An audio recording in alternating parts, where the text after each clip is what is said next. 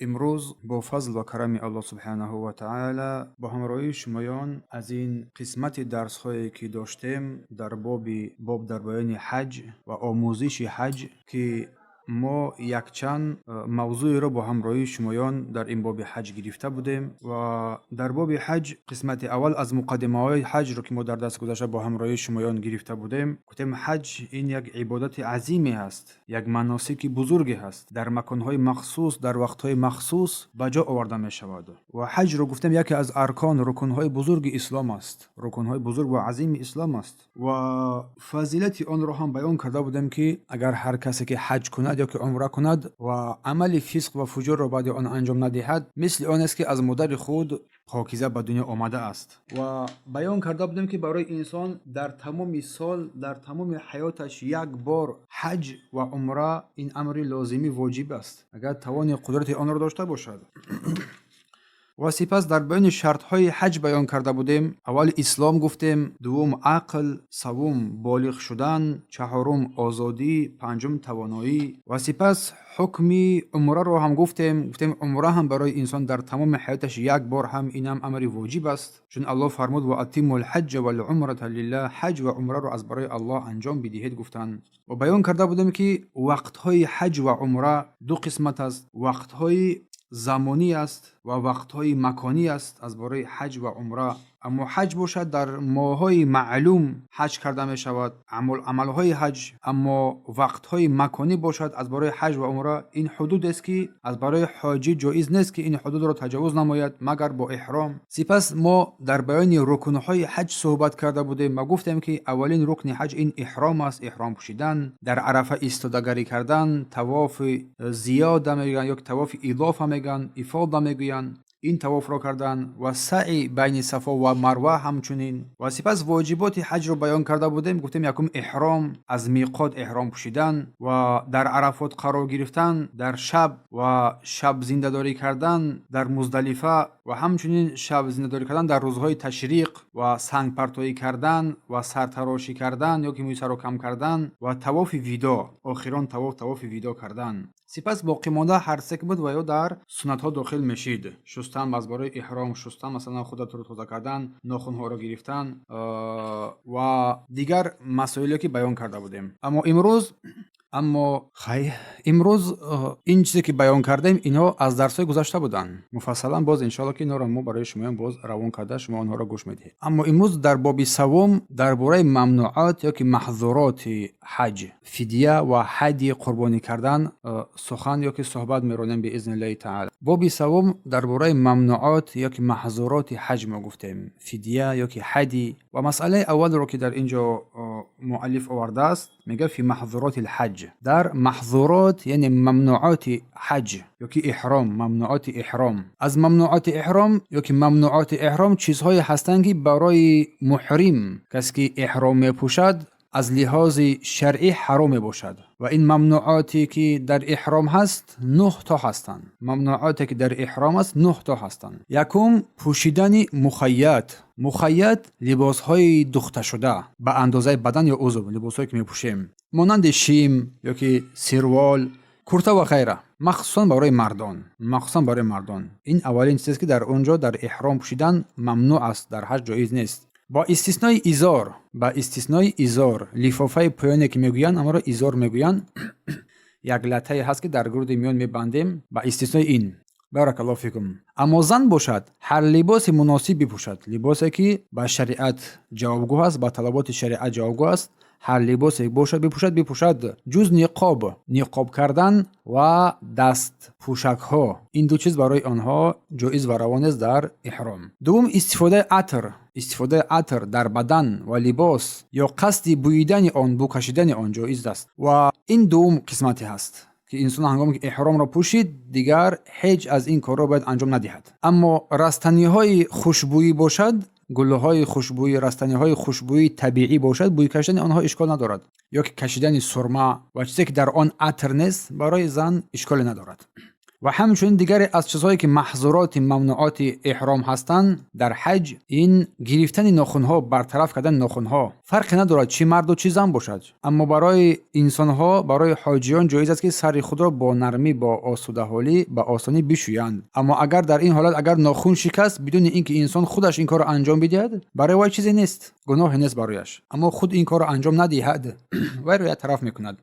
و همچنین پوشاندن سر مرد هم چیز جایز نیست. یکم لطه باشد، یکم چیز باشد. اما گرفتن چتر، زانتیک میگویند، یا که خیمه، یا که در زیر درخت سایگی قرار گرفتن، این امر جایز است، اشکال ندارد. همچنین همین چتران هم هنگام نیازمندی بگیرد برایش جایز است، نه که بر بالای سرش چیزی را نپوشاند. اما زن، برای زن ما گفتیم که محکم کردن رویش، یعنی نقاب کردن و دست بند گرفتن برای جایز نیست، اما برایش جایز است که یگام با یگام لطه روی خود را بپوشاند، روی خود در آنجا از مردان نامحرم بپوشاند. هنگامی که مردان بیگناه حاضر میشوند، روی خود را با یک چیز بپوشانند، اما بدون نقاب، یگام لطه دیگر، یگام راه دیگر خطی با ریمال است، با خمارش است، رویش را بپوشاند. همچنین دست پوشک برایش گفتیم چی است؟ ممنوع است، در حج برای انسان جایز نیست. اما تمام لباس های مناسبی که مطابق شریعت است باید آنها را بپوشد. با ریمالش، با خمارش میتواند رویش را بپوشاند، محکم کند. اما اگر خطا کرد، انسان فراموش کرد،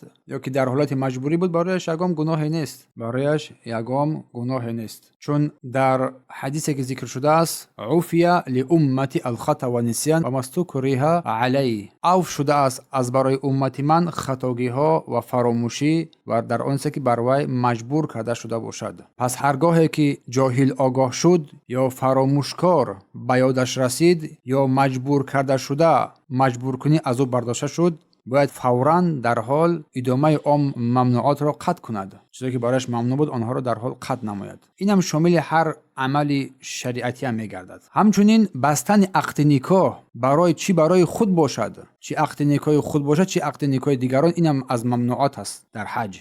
جما کردن همبستری در فرج پیش از تحلل اول، این کار هم چیز امر جایز و روا نیست. حتی علما می‌فرمایند که بعد از وقوف در عرفات، بعد از ایستادن در عرفات نیز اگر انسان با همسر خود نزدیکی کرد، حجش فاسد می شود. مباشرت یعنی نزدیکی در پایینتر از فرج، یعنی که در مکان دیگر، در جای دیگر، یعنی که لذت بردن با همسر خود بدون اینکه انسان جما کند، علما فرمودند که این مناسک حج را فاسد نمی‌کند. همچنین مثل بوسه کردن و لمس کردن، قپیدن و با شهوت نگاه کردن، اما این کارها از کارهای ناجایز و ناشایسته در این حالت قرار میگیرند. و کشتن صید در حج یا که عمره یا که شکار آن، اما کشتن فواسق جمع فاسق است، یعنی چیزهایی که رسول الله صلی الله علیه و سلم امر بر کشتن آنها کردن در حالت احرام پوشیدن برای محرم و غیر محرم، و مثل زاغ، غراب، زاغ را میگن، فأر، موش، عقرب، کژدم و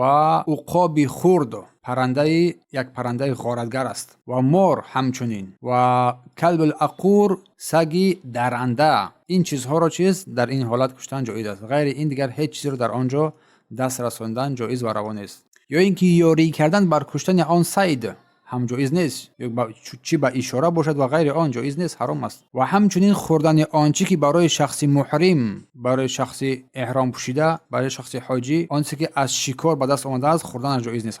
همچنین قطع کردن درختان یا گیاهان تر و تازه که در حرم، در منطقه های مقدس در مکه قرار دارند، برای شخص محرم جایز و روا نیست، بجز بریدن شاخه های درختان آزاردهنده، با استثنای ازخیر یعنی که آنچه که آدمان کاشته اند. این است مسئله اول. اما مسئله دوم، فدیه ممنوع و در حالت های زیرین تراشیدن موی، بریدن ناخن و پوشیدن لباس های مخیط میگویند، یعنی لباس هایی که دوخته شده، و عطر و پوشاندن سر و تراشیدن موی به سبب نظر، و همچنین مباشرت با زن با ریزاندن منی فدیه لازم می شود.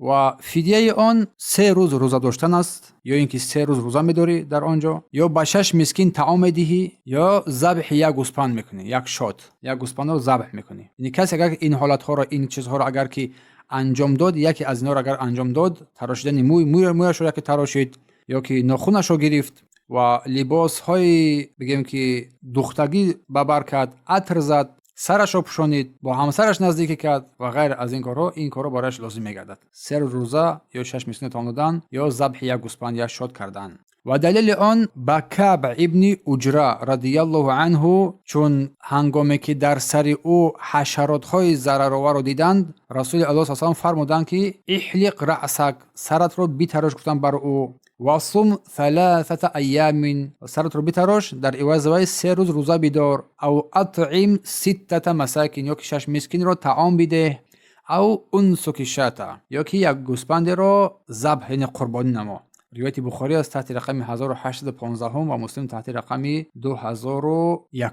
اما درباره کشتن صید باشد، صید را اگر کسی بکشد، قاتل صید یعنی کشنده صید اختیار دارد میانی ذبح کردن، مثل آن از چارپایان. یگان صید را کشت مثل همون از چارپایان قربانی می نماید، یا که قیمت گذاری مثل میگویند در حالتی که تلف داده است و صید را، یا خریدن طعام با همون قیمتی که همون صید داشت، قیمت آن را طعام میدهد. برای هر مسکین یک مود میگویند از گندم، یا که نیم ساع از غیر آن، مانند خرما، یا اینکه آن طعامی که داده می شود، یا روزه داشتن، یا اینکه روزه داشتن بر عوض یک مسکین یک روز روزه می‌داری. و دلیل آن فرموده الله سبحانه و تعالی است که فرمودن سوره مائده آیه 95 از الله می‌فرماید: هر کسی از شما قصداً صید کند، صیدی را به دست بیاورد، آن صیدهایی که در آنجا کشتن آنها حرام است، پس جزای آن چی است؟ مثل آن چارپایان آوردن، یا 2 شخص عادل از شما در آن داوری میکند، 2 شخص عادل در آنجا داوری میکند،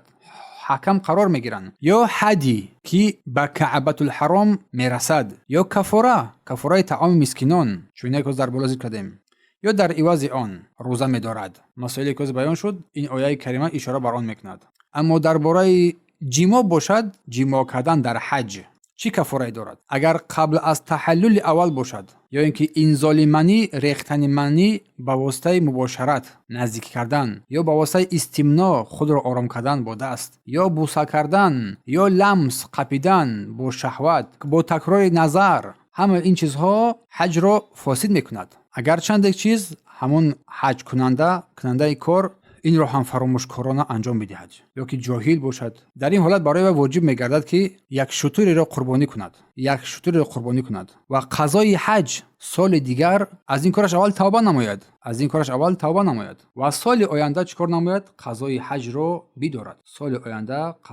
را بدارد. این برایش لازم میگردد. این از لوازمات است. بارک الله فیکم. اما در تحلل اول حج انسان فاسد نمی شود، اما قربانی آن گوسفند، یک گوسفند برایش واجب می شود، قربانی یک گوسفند. اما درباره عقد نکاح باشد، عقد نکاح در اینجا فدیه لازم نیست، اما عقد فاسد است، نکاح صحیح نمی گردد در اون حالت اگر حج نماید.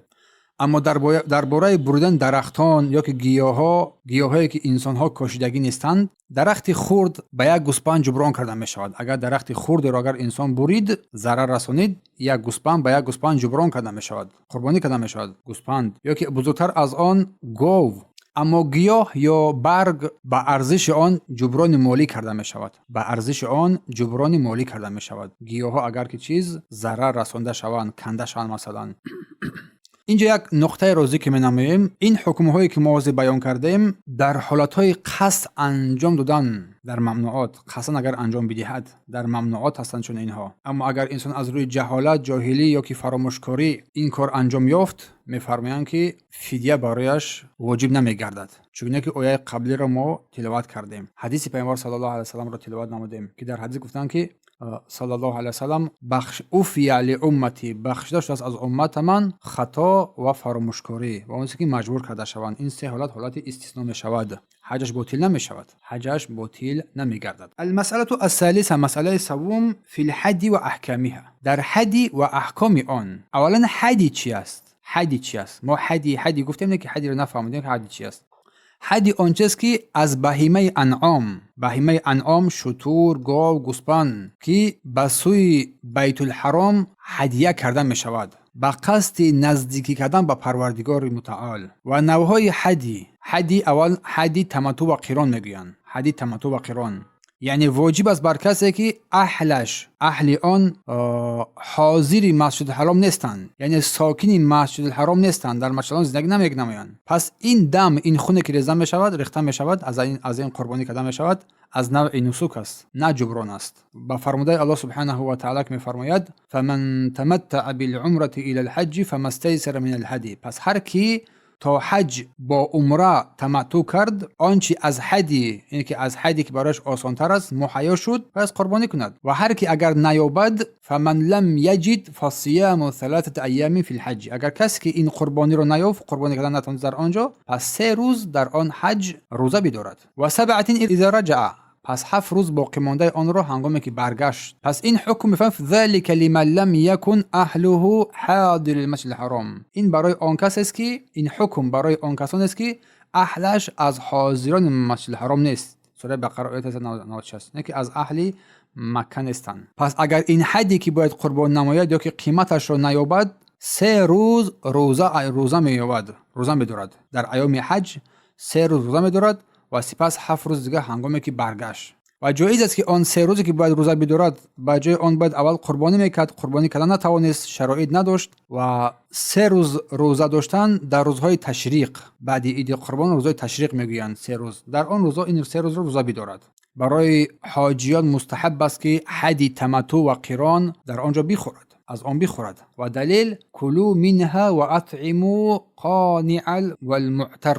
در اینجا الله فرمود در سوره حج که پس از آن بخورید، از آن چیزی که شما میکنید، از آن قربانی میکنید، از آن بخورید و با قانع یعنی سال خورده و نیازمندان هم بدهید و معتر و سوال کننده هم بدهید، یکی بر آنها نیز بخورونید. از آن قربانی که ادا کرده میشود باید به این کسا داده شود. کسی که پیرانسال است، کسی که نیازمند است، کسی که معتر است، یعنی که سوال کننده است، میپرسد، معلوم است که سوال کننده و هم نیازمند است. و همچنین حدی جبران میگویند. قسمت دیگر رو حدی جبران کردن خیلی معلوم است، جبرانی کار میگیم، یعنی فدیه واجب برای ترک واجب. اگر انسان یگان واجبات حج رو اگر که ترک نمود، که واجبات حج رو ما در بالا ذکر کرده بودیم، یا که ارتکاب یا که سزاوار یکی از گناهان ممنوع شده شد در احرام، گناهانی که در بالا ذکر کرده بودیم، یا با سبب مانده شدنش، پس در این حالت میگن حدی جبران میگن. جبران کردن آن ممنوعاتی که تو واقع شده بودی، این را جبران میکنی. با این میفرماید که فإن احضرتم فما استيسر من الهدي در سوره بقره آیه 96. اگر شما از انجام حج یا که عمره، شما را از انجام حج یا که عمره کار باز داشت، سبب باز داشت، مانع شد، پس قربانی که به دسترس شده از برای شمایان به جای آن بیاورید، یعنی یک قربانی کنید. و همچنین از ابن عباس رضی الله عنه در این مورد هم ذکر شده است، میگه من نسی من نسک شیئا. اگر هر کسی که چیزی از نسک حج رو، مراسم حج رو، نسک مراسم میشه، از مراسم حج آن عملهایی که انجام دهی، چون ما در بالا نسک گفتیم، شاید بعضی کسان نسک رو نفهمند. پس نسک همون مراسم حج است، کارهایی که در حج انجام می‌یابد. در اینجا ابن عباس چی فرمودند؟ اگر کسی که این مراسم حج رو یا که عمره رو فراموش کرد یا ترک نماید، باید خون ریزد، یعنی که قربانی کند. پس از این قربانی چگونه گفتیم خوردن آن جایز نیست. از این قربانی جبران خوردن جایز نیست. این قربانی کدام میشد؟ پورا به فقیران حرم، فقیرانی که در مکه هستند، بر آنها صدقه داده میشود. سپس حدی تطوع، یعنی حدی اختیاری است. دیگر قسمتی که از مناسک است، حدی تطوع میگن، اختیاری. پس برای هر حج گزار، کسی که حج مینماید اختیار دارد، مستحب است حج گزار یا که عمره کننده به خاطر پیروی از پیامبر صلی الله علیه و سلم که در حجۃ الوداع در آخرین حجش 100 شتر را هدیه کردند، مستحب است برای انسان انجام بدهد، یعنی قربانی کند. و این قربانی کدام میشد؟ از آن خوردن آن مستحب است، یعنی خوردن آن درست است، جایز است. زیرا پیامبر صلی الله علیه و سلم فرمود که هر یک جزور همون شتر را میگویند، پاره جدا کنند، از هر یک شتر یک پاره جدا کنند و آن پخته شود یا که پخته شد و پیامبر صلی الله علیه و آن خود خوردند و از آب شوربه آن نیز نوشیدند. روایت مسلم است تحت رقم 2018. بر غیر محرم، کسی که در احرام نیست، برای وی جایز است که هدیه اش را در مکه بفروشد. کسی که حاجی نیست، حج کننده نیست، هدیه‌ای که دارد، قربانی هایی که دارد، گوسفند گاو، گوسفند شتری که دارد، در آنجا برده بفروشد تا آن ذبح شود. و چیزی که برای حاجیان از ممنوعاتی که در بالا ذکر کردیم، برای این چیز داخل نمیشود، برای وی حرام نیست. و همچنین دیگری از قسمت‌ها میگن حدی نظر میگویند، حدی نظر. و یکی از آن چیزی که حاجی به نزدیکی به الله سبحانه و تعالی نزد بیت الحرام یعنی که کعبه نظر میکند ادای آن واجب میگردد. یک انسان مثلا یک حاجی در نزد بیت الحرام در نزد کعبه نظر میکند، پس با نظرش وفا باید نماید. چون الله میفرماید در سوره حج ثم لیقضوا، سپس یقضوا قضا کردن است. سپس گفتن الله سبحانه و تعالی که در سوره حج آیه 29 سپس پاکیزگی خود را با انجام رسانند از آن عملهایی که دارند، از آن نظر کردن، سپس آن نظر خود را به انجام برسانند و به نظرهای خود ادا بکنند. کسی در آنجا نظر کرد باید با نظرش ادا نماید. و از این نظری که انسان کرده بود از وی خوردن جایز نیست. سپس مسئله دیگری که در اینجا می شود وقتی ذبح آن همین قربانی حدی، وقتی ذبح قربانی، وقتی ذبح آن کدام وقت این ذبح کرده می شود، اینجا مسئله می شود. پس حدی تمتع و قران، حدی تمتع و قران یعنی که از بعد از نماز عید روز نحر آغاز می شود. عید قربان، عید نحر عید قربان رو میگن، از اینجا آغاز می شود تا با پایان رسیدن ایام تشریق. ایام تشریق رو ما بارها گفتیم که همون 3 روزه که بعد عید قربان است ایام تشریق میان تا همونجا دوام میگیرد. این قربانی کردن، ذبحی که انسان باید نماید و فدیه‌ای که انسان آسیب میرساند یا که عطر میزند یا که لباس ها میپوشد مانند اینها، هنگام انجام آن کار و همچنین فدیه واجبی که برگردنش واجب گشته است با ترک واجب باید انجام داده شود. و همچنین دیگر مسئله که در اینجا هست دمی احصار میگویند. دمی احصار یعنی که هنگام وقوع سببش اگر سبب واقع شد یک گوسپند ذبح کرده می شود، یا که 1/7 از شتر 7 قسم تقسیم نمایند، یا که 1/7 از گاو می شود. مثلا شتر رو 7 قسم تقسیم نماید، گاو رو 7 قسم، گوسپند رو نمی شود، گوسپند تقسیم کرده نمی شود. چون الله می فرماید که فإن احصرتم فما استيسر من الهدی، اگر شما رو از انجام حج یا عمره چیزی باز داشت پس قربانی که دستت میرسد با آن قربانی نما با جا بیارید. یعنی سپس محل ذبح امی قربانی در کجا ذبح کردن می شود، در کجا این قربانی کردن می شود. سنت است که در مینا ذبح کرده شود یا اینکه ولی در هر جزء حرم ذبح شود جایز است. حرم همین مکه رو میگن، در هر قسمتی آن همین قربانی ذبح شد برای انسان جایز است. در یک مکان خاص چیز شرط نیست. اما فدیه ترک واجب، اگر انسان ترک واجب کرده بود یا که ارتکاب ممنوعات شده بود باید این جز در حرم ذبح نشود، تنها در حرم باید ذبح شود. بارک الله فیکم. و گفته بودیم کسی که اگر توانایی قربانی کردن رو ندارد 3 روز در آنجا روزه می‌دارد و 7 روز هنگامی که برگشت. و دلیل آن قول الله سبحانه و تعالی در سوره بقره آیه 196 است. فاذا امنتم فمن تمتع بالعمره الى الحج فما استيسر من الهدي. پس چون به اتمام یافتید یعنی که از مانعها شما را مانع گشت، پس هر کی با عمره یا که حج بهره گرفت یعنی تمتع کرد باید قربانی دسترس شده اش را حدی بکند، قربانی کند. و فمن لم یجد فصیام 3 ایام فی الحج، اگر کسی که در آن حج پیدا نکرد قربانی را نتوانست پس 3 روز در آنجا روزه می‌دارد. و 7 اذا رجعتم، و 7 روز آن با هنگامی که برگشتید 10 کامل می‌شود، 10 روز روزه کامل می‌شود. و علما فرمودند که بهتر آن است که حاجی با دست خود امون قربانیش را قربانی کند، ذبح نماید با دست خود، این بهتر است. یا کسی را نائب بگذارد که قربانی نماید، اشکال ندارد. و هنگام ذبح کردن قربانی چی میگوید؟ بسم الله اللهم هذا منك ولك، بسم الله به نام الله پروردگار این از توست و برای توست. پس شرطای این قربانی حدی گفتیم از بهیمه الانعام، شتر یا که گاو یا گوسپند باشد، از دیگر چیزا نمیشود. از عیب‌هایی که مانع می‌گردند برای جایز بودن قربانی کردن و مثل بیمار نباشد، کور نباشد، لنگ نباشد و لاغر نباشد، اینا هم جایز نمی‌گردد. و سین سال آن با سین سال معین رسیده باشد، شتر از 5 ساله، گاو از 2 ساله، بز 1 ساله و گوسپند از 6 ماهه. اینها لازم هستند، اینها حتمی هستند. بارک الله فیکم.